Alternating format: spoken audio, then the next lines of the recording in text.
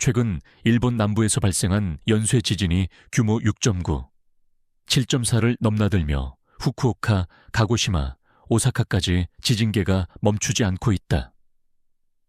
진동은 태평양을 건너 한국 남부에도 닿고 있으며 부산과 울산, 여수 시민들의 증언에 따르면 침대가 흔들리고 벽이 떨린다. 는 보고가 연이어 이어지고 있다. 이상한 건 단순한 지진만이 아니었다. 하늘은 푸르게 멍들고 바다는 거꾸로 밀려 들어왔으며 바다새들은 방향을 잃고 내륙까지 날아들었다. 그 순간 나는 문득 26년 전 출간된 한 만화책을 떠올렸다. 내가 본 미래. 그 책의 저자 류 타츠키. 그녀는 일본의 무명 만화가였다. 그러나 그녀가 남긴 단 한 장의 페이지는 전 세계를 충격에 빠뜨렸다. 그녀는 1999년 아무도 믿지 않던 시절에 말했다. 2011년 3월 일본의 대참사가 일어난다. 그리고 정확히 12년 후 2011년 3월 11일 동일본 대지진이 발생했다. 지진, 쓰나미, 후쿠시마 원전 사고 모두 그녀가 예고한 시간 안에 그녀가 예견한 방식으로. 이후 세상은 그녀를 현실 예언자라 불렀다. 하지만 진짜 경고는 그녀의 예언 속 다음 문장에 담겨 있었다. 2025년 7월 5일 다시 시작된다. 전보다 더 거대한 것이. 나는 숨이 멎는 줄 알았다. 왜냐하면 지금 우리가 살아가고 있는 2025년의 7월은 그녀가 말한 바로 그 시간대이기 때문이다. 그리고 가장 놀라운 건 그녀의 예언 속 두 번째 대재앙은 단지 일본만을 향한 것이 아니었다. 그 파장은 동아시아 전역, 특히 한반도까지 번질 것이라 그녀는 말했다. 나는 질문을 품고 이 이야기를 시작한다. 류 타츠키의 예언은 정말 다시 실현되는가? 일본의 지진은 정말 한국의 운명까지 흔드는가? 우리는 이번에도 단지 구경꾼으로 머물 것인가? 아니면 이 땅을 구할 메시아를 준비할 시간인가? 나는 이 영상을 통해 류 타츠키가 전한 예언, 그 충격적인 내용과 실현 가능성, 그리고 대한민국이라는 나라가 지금 어떤 선택을 해야 하는지를 말하려 한다. 이것은 단순한 공포 영상이 아니다. 운명의 시계가 끝을 향해 갈 때 우리는 어디로 걸어가야 할지를 묻는 시간이다. 나는 1999년 출간된 류 타츠키의 내가 본 미래라는 만화책을 처음 접했을 때 단순한 흥미로 넘기려 했다. 그림체는 투박했고 구성도 단순했지만 이상하게 페이지를 넘길수록 마음속 깊은 곳이 불편하게 요동쳤다. 그녀의 만화는 허구가 아니었다. 그것은 누군가의 꿈이자 기록이며 동시에 경고였다. 그녀는 반복적으로 꿈을 꾸었고 그 꿈에서 본 미래가 현실이 되었다고 말한다. 그중 가장 충격적인 건 역시 2011년 동일본 대지진의 예언이었다. 그러나 그것보다 더 강렬하게 나를 사로잡은 것은 2025년 7월 5일이라는 날짜였다. 아직 오지 않은 미래, 그러나 그녀의 꿈에서는 이미 벌어지고 있는 현실. 그리고 지금 우리는 그 문 앞에 서 있다. 그녀는 단순히 날짜만을 남기지 않았다. 그날의 풍경, 사람들의 표정, 도시의 모습, 하늘의 색감까지 세세히 그려냈다. 수면 위로 솟구치는 불길, 검은 파도, 하늘을 덮은 붉은 구름. 그리고 그녀는 말했다. 이 재앙은 단지 일본의 이야기가 아니라고. 쓰나미는 물리적이지만 더 무서운 건 그 이후에 닥쳐올 심리적 파도라고. 나는 이 문장을 읽는 순간 오랜 세월 우리 민족의 역사에 남겨진 경고들을 떠올렸다. 한국에도 예언이 있다. 조선시대부터 전해 내려온 정감록은 민중들의 비밀 경전처럼 구전되었다. 나라가 망하기 직전 전조가 나타난다고 했다. 땅이 갈라지고 별이 떨어지고 하늘이 피처럼 붉어지고 겨울에 벼가 피는 등 기이한 기후와 자연현상이 일어나면 새로운 왕조가 등장하고 세상이 바뀔 것이라고 적혀 있다.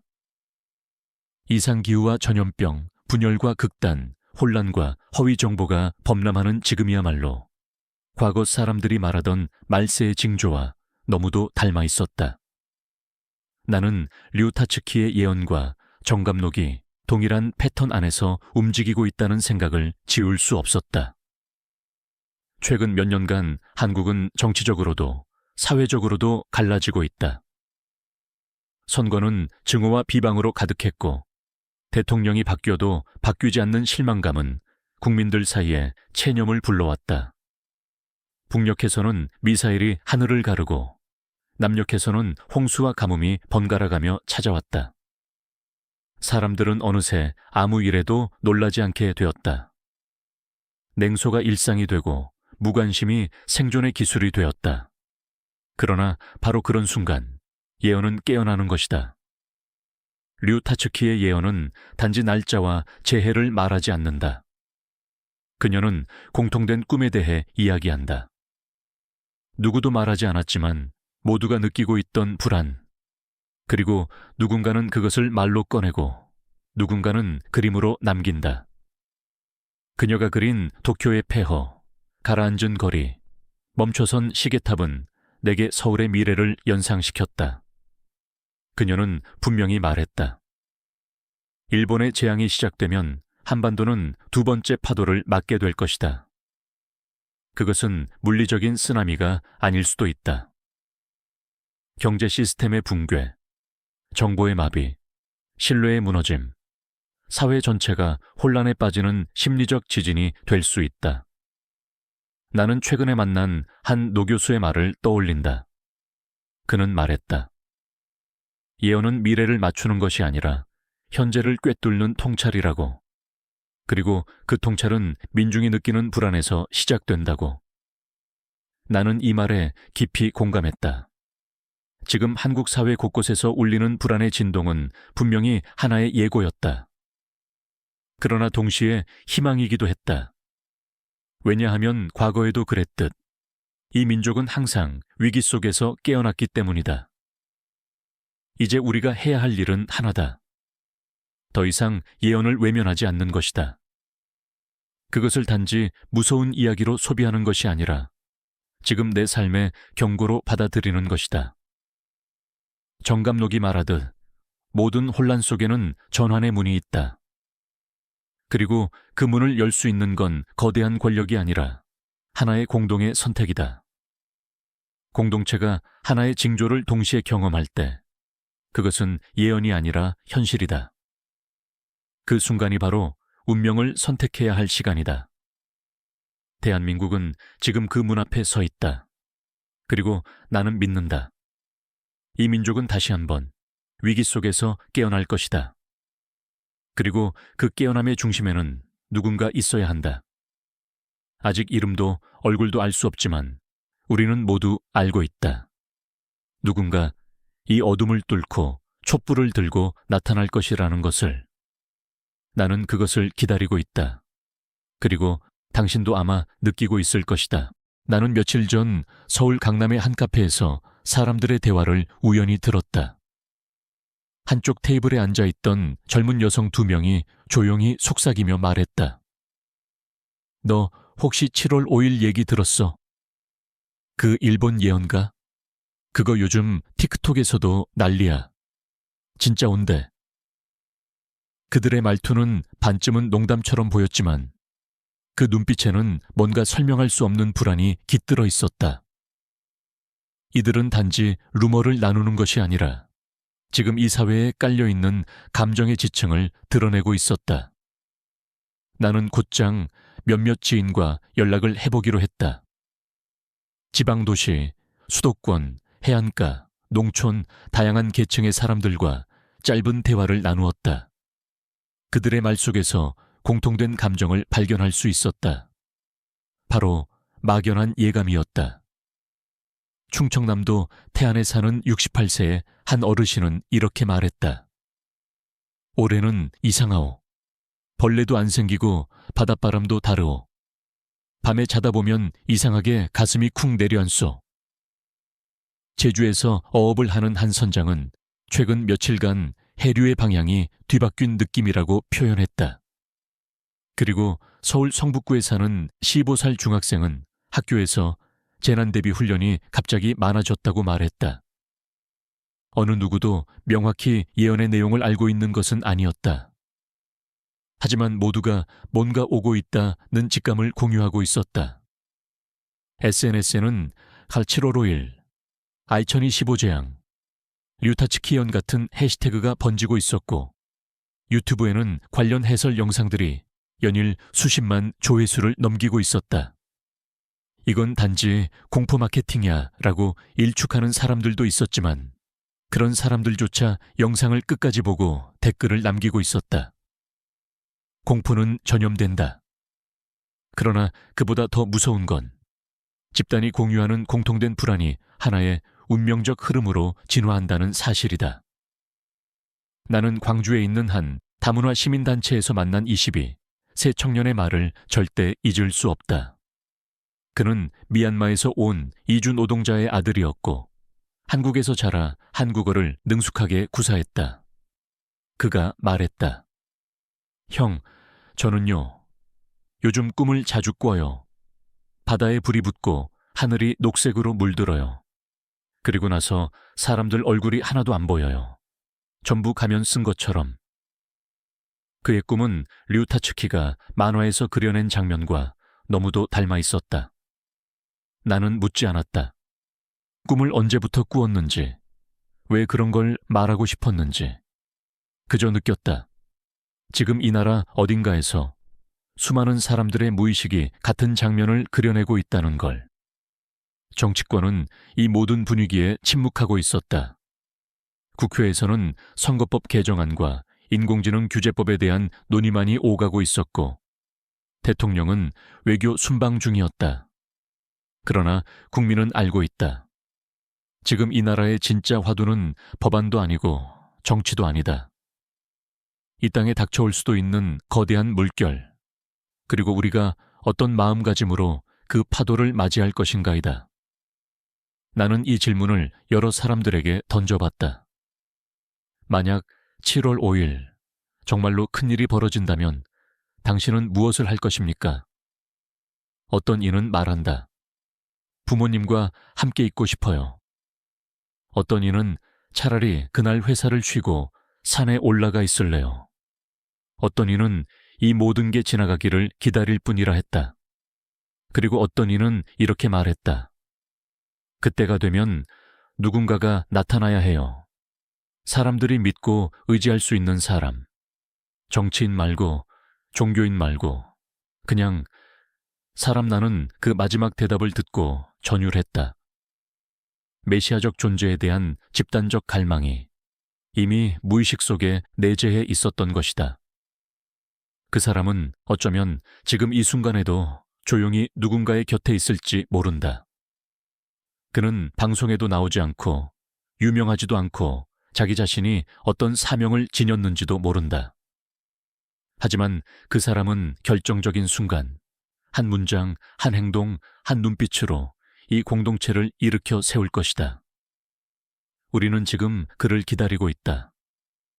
아니 어쩌면 우리는 각자가 그 사람을 닮아가야 한다는 사실을 어렴풋이 알고 있는지도 모른다. 집단이 공포 속에서 침묵하는 순간은 위기이지만 그 침묵 속에서 같은 감정을 공유하는 순간은 각성이다. 그리고 각성은 반드시 누군가의 등장으로 이어진다. 우리는 지금 한반도라는 무대 위에서 그 전환점을 향해 걷고 있다. 멀리서 울려 퍼지는 불길한 진동이 아니라 바로 내 옆 사람의 숨소리 속에서 희망이 시작될 수 있다는 걸 기억해야 한다. 이 모든 혼란과 예언 속에서도 사람은 다시 사람을 통해 일어선다. 그리고 그 첫걸음은 이미 우리 곁에서 시작되고 있다. 이제 나는 질문을 더 깊이 던질 수밖에 없었다. 이 거대한 불안과 공포의 흐름 속에서 사람들은 누구를 기다리고 있는가? 단지 구조대원도 아니고 정치 지도자도 아닌 마음의 중심을 잡아줄 누군가. 이 혼란을 하나의 의미 있는 이야기로 바꾸어줄 메시아는 도대체 어떤 모습이어야 할까? 나는 이 질문을 안고 과거와 현재, 그리고 세계 여러 문화의 예언 전통들을 추적하기 시작했다. 먼저 서구의 예언 문화부터 떠올렸다. 그곳에서의 메시아는 하늘에서 내려오는 구세주다. 고난의 때가 도래하면 하늘에서 강림하고 정의로 심판하며 질서를 회복한다. 기독교의 예수, 이슬람의 마흐디, 유대교의 메시아가 그 대표적 상징이다. 이 존재들은 대부분 절대적 권위를 갖고 나타나며 공동체는 그를 받아들이고 따르는 방식으로 구원을 얻는다. 그러나 한국의 문화와 전통은 조금 다르다. 우리는 선택된 자를 기다리되 그를 신격화하지 않는다.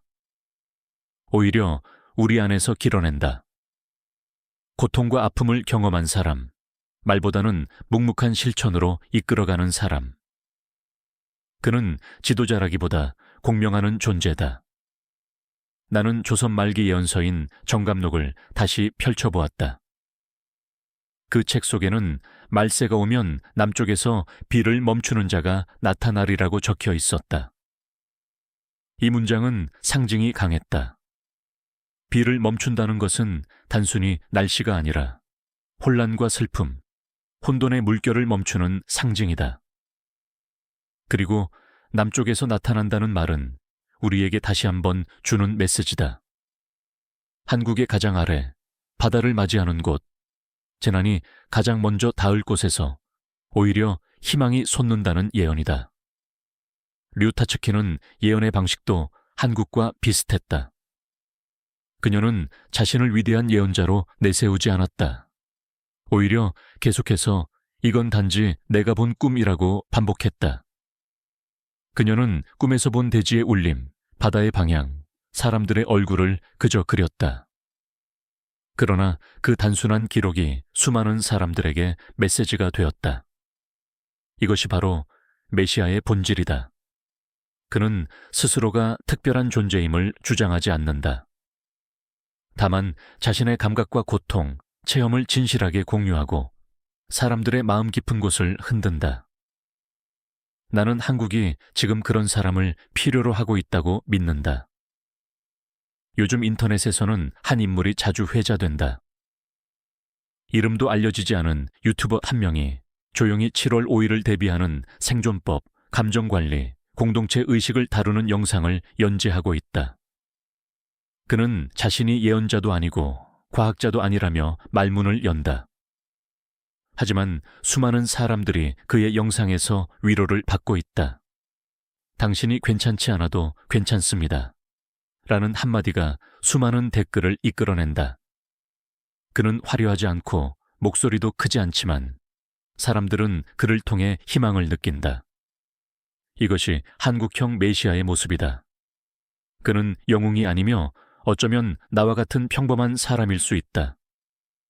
나는 이 시점에서 우리가 기다리는 메시아는 한 명이 아니라 여러 명일 수도 있다고 생각하게 되었다. 공동체 안에서 각자 자기 자리에서 자신의 역할을 수행하는 수많은 작은 각성자들이 존재할 수 있다.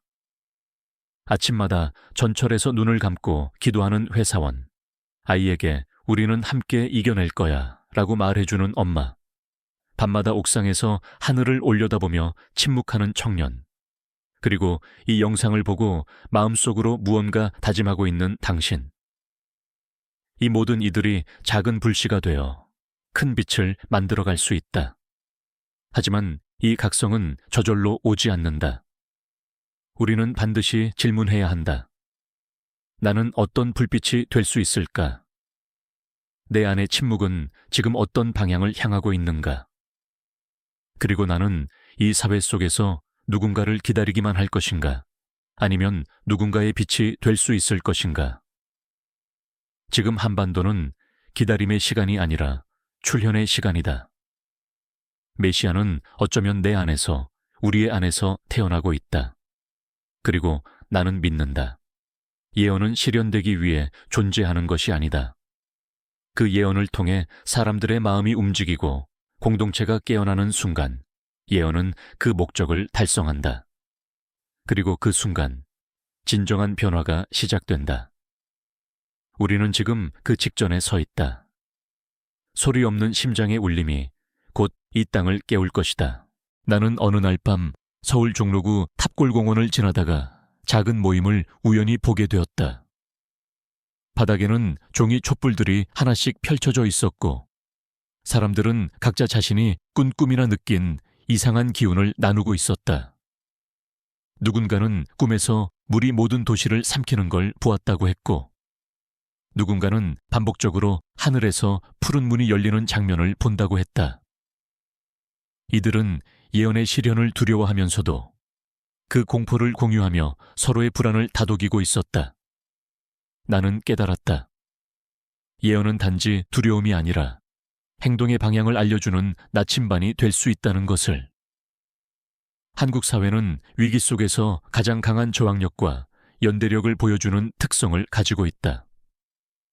우리는 IMF 경제 위기를 국민적 금모으기 운동으로 돌파했고 세월호 이후 수많은 시민이 자발적으로 안전운동과 법 개정을 촉구했다.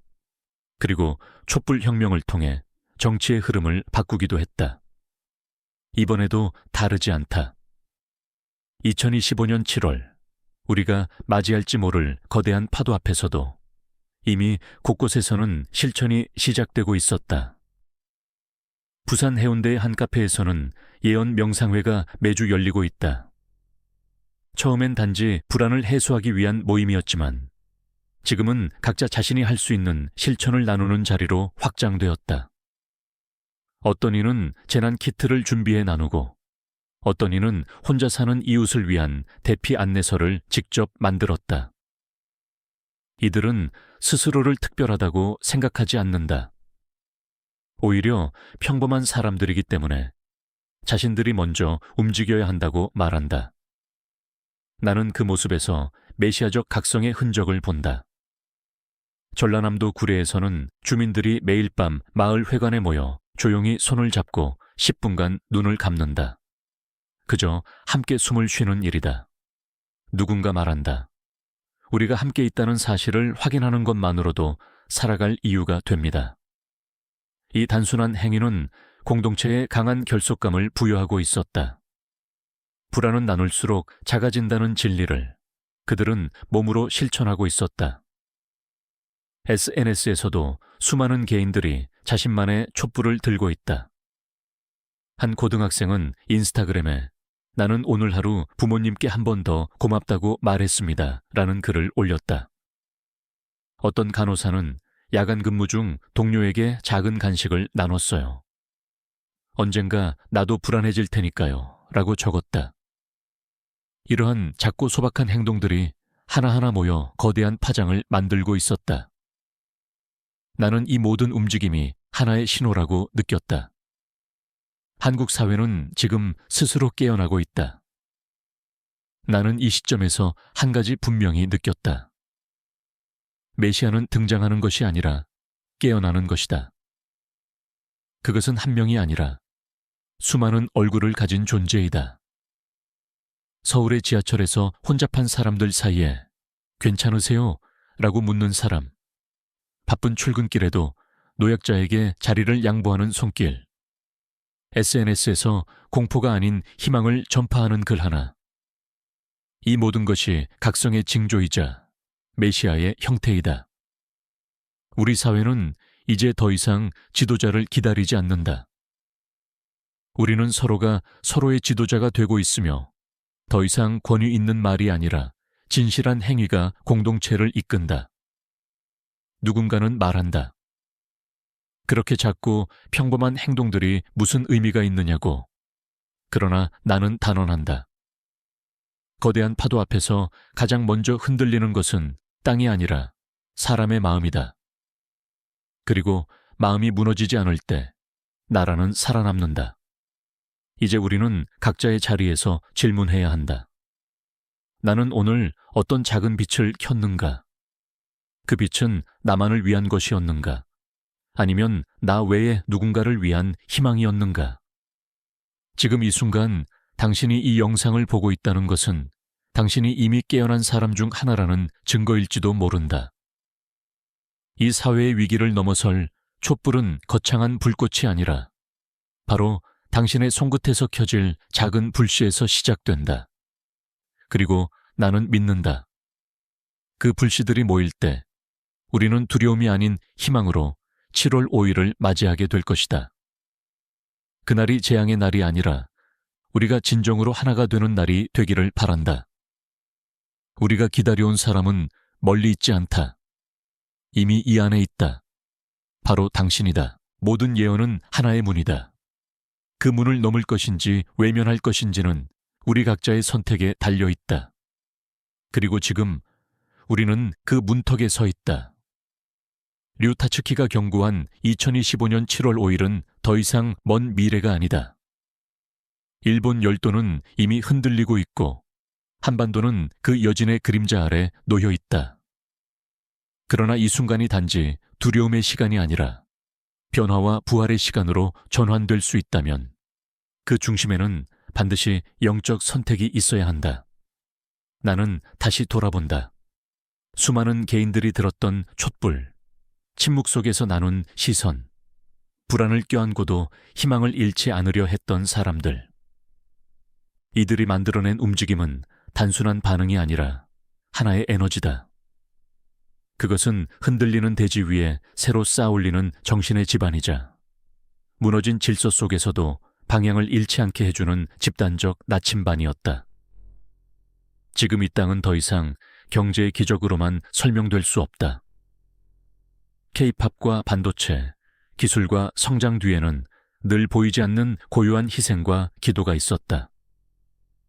그리고 지금 우리는 물질이 아닌 정신의 재건을 필요로 한다. 바로 이 지점에서 대한민국은 단순한 국가를 넘어 세계의 영적 중심지가 될 수 있다. 나는 그것이 가능하다고 믿는다. 왜냐하면 이 나라는 고통을 기억하는 방식이 다르기 때문이다. 우리는 상처를 감추지 않고 드러낸다.